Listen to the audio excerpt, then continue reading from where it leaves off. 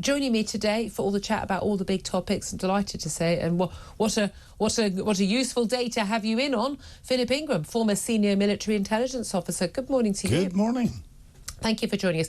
I did want to start by talking about John Prescott, but that news in the last hour that these ICBMs, Intercontinental Ballistic Missiles, have been fired by Russia into Ukrainian territory in response to the Storm Shadow and the attack of missiles from the UK and the US respectively.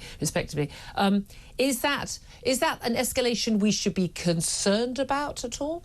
Well, once anyone starts firing intercontinental ballistic missiles, yes, of course we should be concerned. But this is a game of my missile's bigger than your missile. I mean, he's been threatening nuclear missiles, to be fair. It's playground tactics. Well, what he's fired is an RS-26, or in NATO terms, an SS-31, which is a nuclear missile. It's usually armed with 4 independently targetable re-entry nuclear warheads. It can have a conventional warhead on it. So this is part of Putin's nuclear forces. If it gets confirmed that this has happened, because there's a lot of rumour around and everything else, but if it's confirmed that this has happened, it's got a range of 5,800 kilometres. That's why intercontinental. And the key thing there is this is a missile that can fire across Europe. Yes, and it flies at a speed of about Mach 20. That's 5,800 miles an hour, and therefore it's how virtually fast impossible. Is that in relation? I mean, how fast, for instance, would a jumbo jet be flying? Well, jumbo jet's less than Mach 1. Right. Okay. You're a lot less than Mach 1. The other missiles that we're talking about, the Storm Shadow missiles flies just under Mach 1. It flies like an aircraft. The ATACMS missile can go up to about Mach 3, so 3 times the speed of sound. Is this a sort of, a sabre rattling, look what we can do, we could have put a nuclear weapon on this, we could have fired it. Yeah. Is this Putin saying, really want to play? Is that what he's saying? It's little boys waving what little boys wave to say, look at mine. Okay, so what's the European, the NATO, the US? What's the correct response to that? Well, the correct response to that is, probably what the UK is best at is a stiff letter. Will we expel some diplomats? Yeah, it's not to overreact to it, because what's going to happen is people are going to put 2 and 2 together and come up with 7.5 and say means that there's nuclear escalation automatically coming. Putin is not going to go down the nuclear escalation. He'll threaten it. He'll do everything he can, but as to make us think that he's going exactly to, as soon as he uses a nuclear weapon, he will lose the tacit support he's getting from China and from India, which he relies on to keep his economy going and buying to keep his war going. Buying the oil and gas and supplying electronics and all the rest of it. If a nuclear weapon is used, even a tactical nuclear weapon, which this missile carries bigger ones than you class as tactical weapons, it's intercontinental. If that is used, the world will turn against Putin, including China and India, and he can't afford it. And they are absolutely key allies. They are the only thing that is keeping him going at the moment. Okay, and why would they turn against Russia at that point? Is it because it's sort of basically the heat gets a bit too hot in the kitchen? For them, from an international geopolitical perspective, because if you examine their markets, and a lot of this ties down to economies. China's greatest market economically is the West, out to America and elsewhere. If it started to get the sort of sanctions that were imposed on Russia by not condemning what happened and not voting against it in the United Nations Security Council and everywhere else, and India decided to do the same, they couldn't afford it. It would start to bankrupt their economies. And the difficulty is with this, if we get into that geopolitical game, even if there's not there's not nuclear explosions going on, and I think we're a long way off. I don't think it's going to happen. The economic shock that it will put across the world is phenomenal, and therefore we're playing with fire at that economic piece, because we have to remember that military action is diplomacy by other means. So this is all diplomacy. This is using military weapons to send a geopolitical diplomatic message to the West, but to the Ukrainians, and to try and stir the doubters up there to go, oh, we need to capitulate and give in to Mr. Putin, because he's got a bigger one than we have. Yeah, I mean, that's the thing, isn't it? Now, a lot of people will say, oh, God, you two warmongers. We get a lot of calls on this. Some very supportive of mine, your positions. I often say to you in the morning before we go on air, oh, what's your position on this? And I think, oh, yes, oh, good. I mean, I would love to hear your view if it was completely different from mine on these things. You're a man who's been at war. You understand these things. I'm an armchair general. I'm not the real deal. I get that. But it just seems to me it's just very simple that, Putin knows what he's doing. He's trying to sort of, break our resolve, break Ukrainians' resolve. But crucially, he just knows that the West is weak and that people people, well, they're believing a load of Russian propaganda as part of it, but also they're just the sort of Western mealy-mouthed politicians who just go, I don't want to be part of this, and not understanding that you need to speak softly and carry a big stick. Yeah. If you've got the bully in the playground who's going around battering the young kids on the back of the head with a baseball bat, you can either stand there with a big protest banner and go, please stop battering the children with a baseball bat, or you can go and deal with the bully and hit him hard so that he doesn't do it again. That's what we're up against at the moment. The bully will then negotiate once he's gone, oh, that hurt, I'm not going to do it because I don't want to get hurt again. Absolutely. I couldn't agree with you more on that. Thank you very much indeed. Just in relation to that, there's been quite a lot of anger at the announcement from John Healey, the Defence Secretary, of £500 million of defence warships and other equipment being basically cut.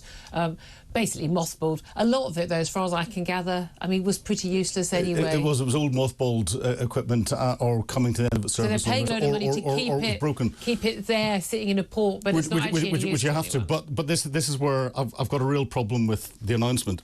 Not because of the detail that's in it. There's some of the detail, the refuelling ships, because there isn't a plan to get other ones in. But coming out, whilst there's a strategic defence review ongoing, before the results of the strategic defence review are announced, before there's announcements of any replacements coming in, at a time whenever the world is falling apart, we've got Putin in the ascendancy when it comes to the threatening world order, and we've got a deteriorating situation in the Middle East and Southeast Asia, and then we've got Trump coming in, who's looking for increased military strength. To Putin, all he'll hear is cuts. He won't care whether this is mothballed equipment or anything else. He'll just say, oh, the Brits are cutting their military. Hey, brilliant tick, they're weak. Trump's team will hear exactly the same. And he'll go, hang on, how do we rely on them? They're cutting their military. This is disgusting. Yes, absolutely. Well, look, I'd love to hear your thoughts on all of this. Are you concerned? We talked about this a lot on air yesterday about escalation, but I'd love to hear your thoughts on that. Also, on the sad news this morning, it was announced that at the age of 86, after suffering from Alzheimer's for a certain number of years, former Labour Deputy Prime Minister John Prescott has died. He was a towering figure. Certainly people of my generation, I'm very aware the office today, completely divided between the young uns and the oldies like me. He was sort of just a name from the past to many of the younger generation. I think to a lot of our audience, to people like me, he was this towering figure of politics. He was on the 6 o'clock news every night at 6 o'clock. He was Deputy Prime Minister. He wasn't in that role in name. He had a very big department. A department, by the way, that's now been split into 3 because it was so huge. I think it was entirely wrong on the climate stuff, but other than that, he was a man. One of the reasons I liked him, I didn't necessarily agree with a lot of things he said. If I was anything at that time, I was certainly not old Labour, but he was there to sort of unite old and new Labour. Tony Blair, really clear that this was a man who was the glue. The battles between Gordon Brown and Tony Blair were the TBGBs, as they were known in the House of Commons when I was there. Just absolutely extraordinary. And John Prescott was basically the person trying to get the two to talk to each other, to keep the two camps alive, to keep the government going, which was an extraordinary thing that he had to do. He was, at times, he was the only grown-up in the room, I would say. But the thing about him, it was that he was a working class man. He came, he worked as a chef, he worked as a railwayman, he was a steward on the Cunard line, and then he was, trade union activist, and then he entered politics. And he entered politics to do something for his fellow working class comrades. He had a vision and a view about what he wanted to do. He knew what he was in politics for. He knew what he was. He knew where he wanted to go. He was aspirational, and he didn't lose sight of that. And he never needed, I was just saying to Mike, he never needed to ask a sodding focus group what he thought about anything, because he knew what he thought about things. And I think whether you liked him or didn't like him, whether you agree with his politics or not, whether you voted for him and never voted for him, you at least knew he was genuine.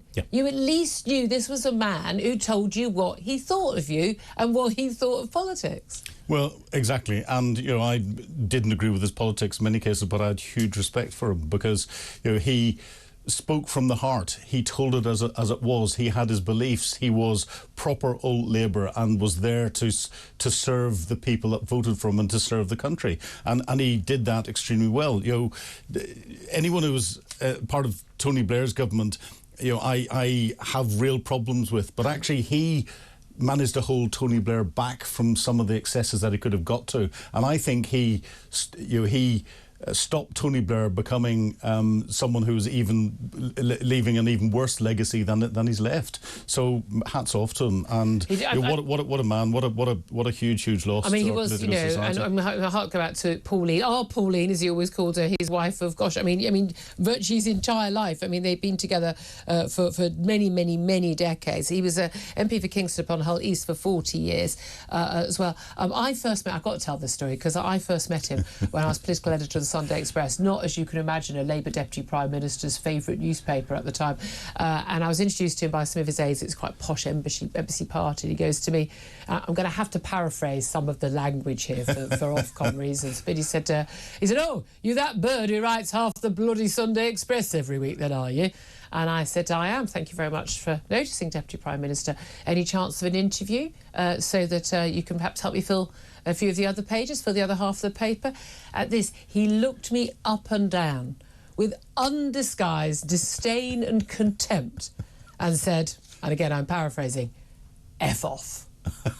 And it was just, I mean, I loved it. What I love is now, at this day and age, female reporter, I'd obviously have to make a complaint about it, whinge about it, accuse them of sexism and abuse. Give you your story. And then I'd be on Time magazine as like a heroine of the feminist cause, as opposed to, I thought it was hilarious. He was old school. He was a bit of an old sexist, but he was of his generation.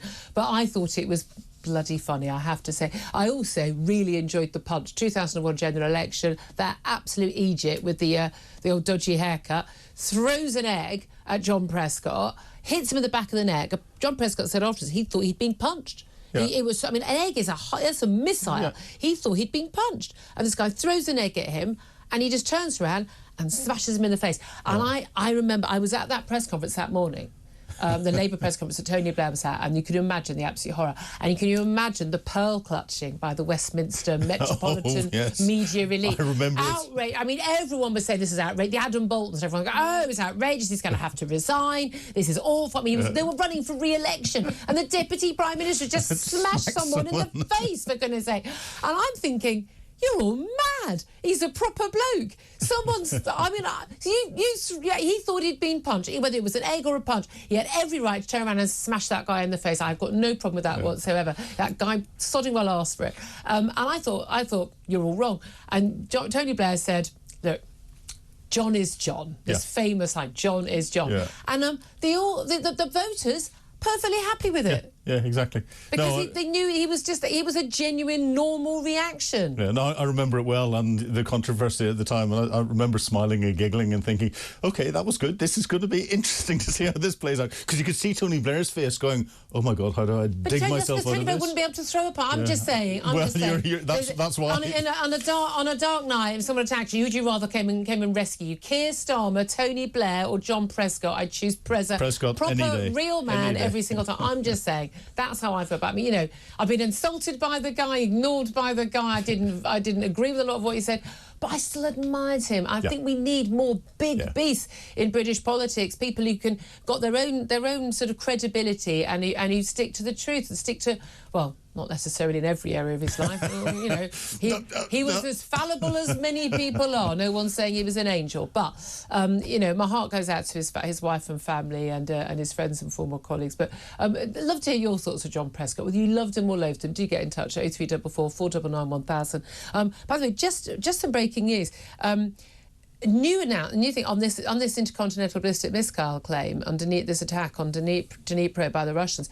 It is now being reported by the Associated Press that was not an intercontinental ballistic missile. That was just a ballistic missile. So that maybe changed things, but we'll keep up on developments there and keep you up to date. I'm going to go to a quick break. I'd love to get to your calls and your thoughts, particularly, I mean, whether it's on Ukraine, on John Prescott, but particularly on a new poll that says that more than 40% of Brits believe that they are worse off since Labour was elected.